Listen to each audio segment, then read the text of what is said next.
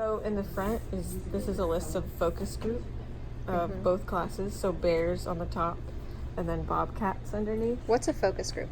So those are the kids that are kind of on the brink of mid to low, and maybe they could get into a higher score in their SBAC, but they're kind of on the brink, so we're focusing in on those. And Are you collecting student work for them?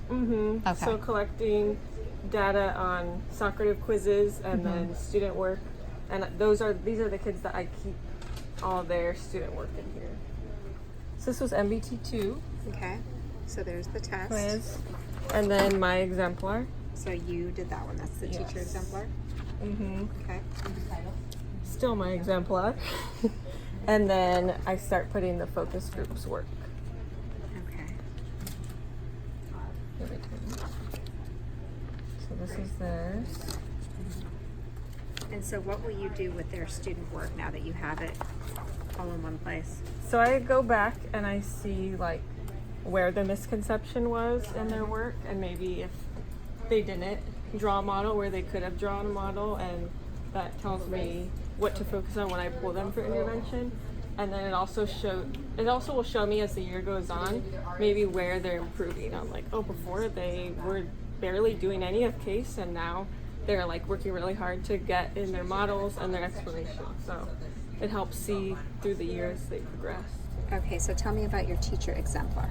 Okay, so the exemplar just shows what I expect students to have on their own exemplars, as well as what is needed to solve these type of problems each week.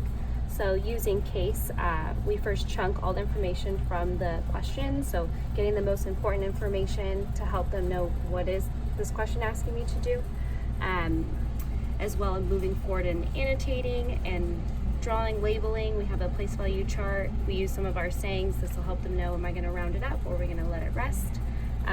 The E will show, explain to me what they did, how they did it, for all 4 questions. Okay, what's next in your IP binder?